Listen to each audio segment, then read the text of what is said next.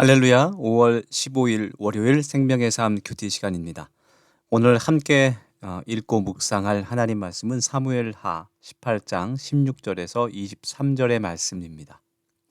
대대손손 반역자로 기억되는 이름 압살롬이라는 제목으로 함께 말씀을 읽고 묵상할 때 말씀 가운데 있는 하나님의 뜻과 그 능력이 그 생명이 우리에게 풍성하게 임하기를 원합니다. 먼저 말씀을 함께 읽겠습니다.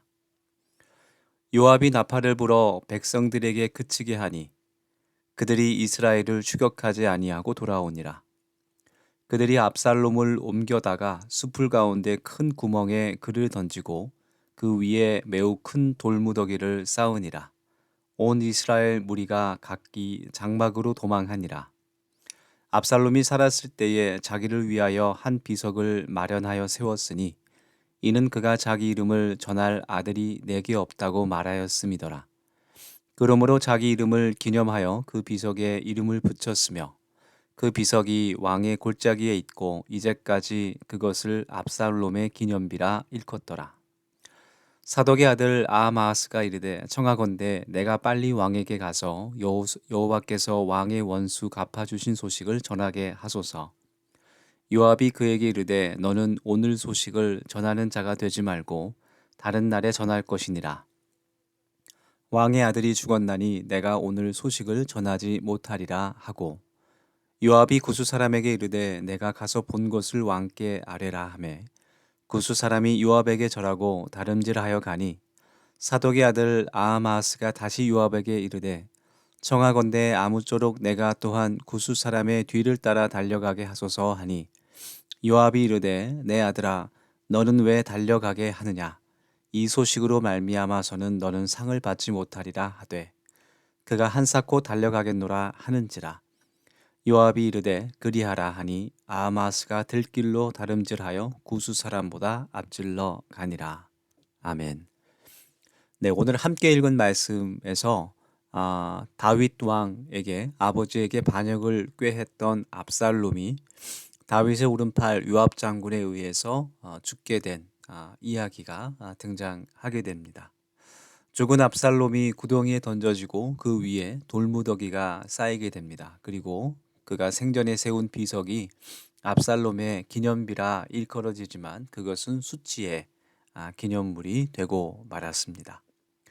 아하마스가 다윗에게 승리 소식을 전하러 가겠다고 요압에게 요청하지만 요압은 구스 사람을 보내게 됩니다.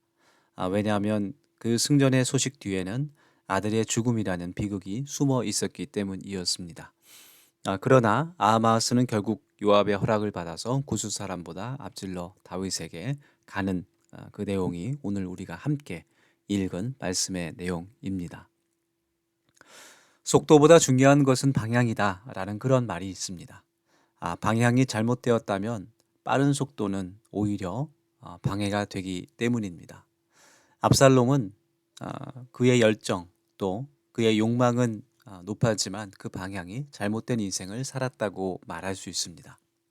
권력을 향해서 빠른 속도로 달려갔지만 방향이 잘못되었기 때문에 오늘 말씀에서 결국 비참한 최후를 맞이하게 됩니다.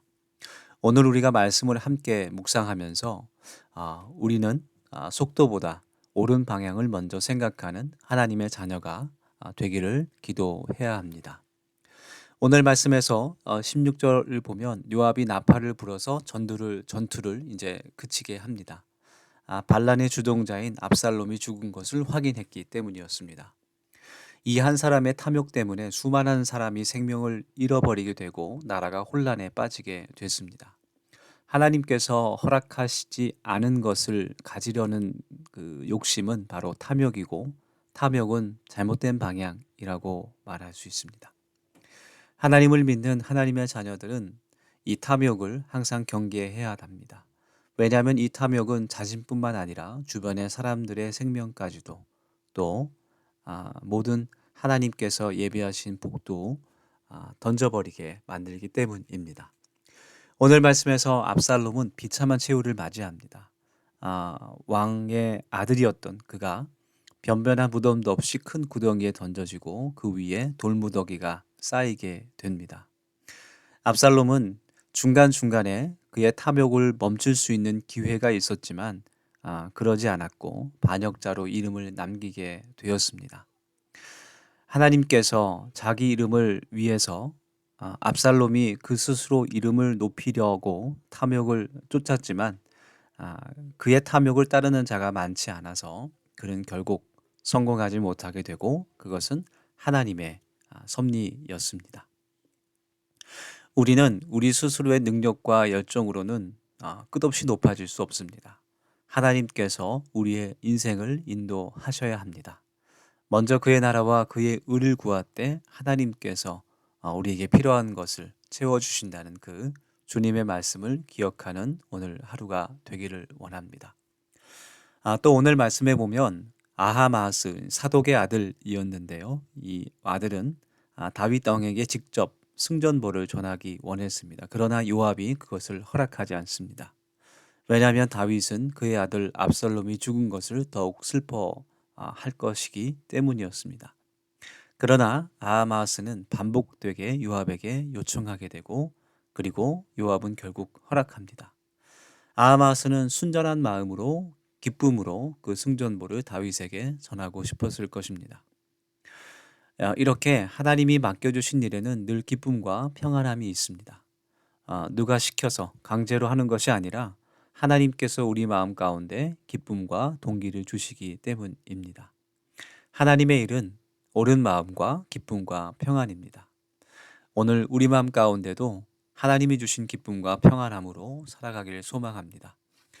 오늘 말씀을 통해서 우리가 하나님 앞에 묵상할 것은 우리의 목적지입니다. 우리의 인생의 방향입니다.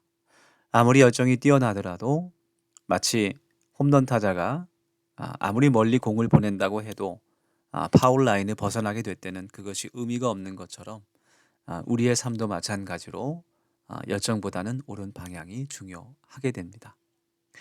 오늘 말씀을 우리가 묵상하면서 하나님 우리의 모든 삶이 주님을 향할 수 있도록 하여 주시고 우리가 사나 죽으나 주님의 것이라는 그 고백을 드릴 수 있게 달라고 같이 기도하겠습니다. 함께 기도하겠습니다.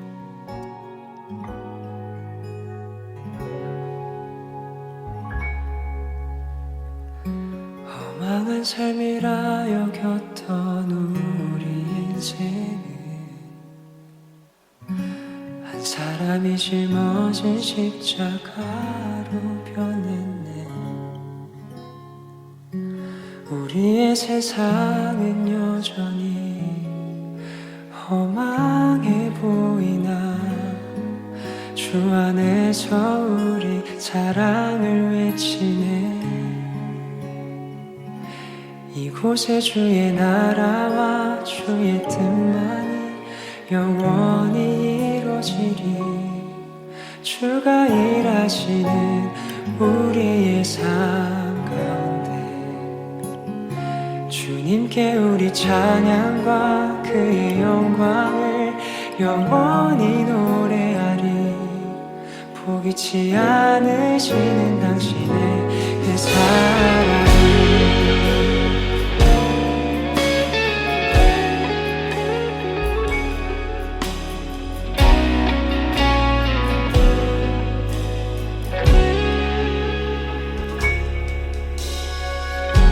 험한 삶이라 여겼던 우리 인생이 한 사람이 짊어진 십자가로 변했네. 우리의 세상은 여전히 험하게 보이나 주 안에서 우리 사랑을 외치네. 주의 나라와 주의 뜻만이 영원히 이루어지리. 주가 일하시는 우리의 삶 가운데 주님께 우리 찬양과 그의 영광을 영원히 노래하리. 포기치 않으시는 당신의 그 사랑이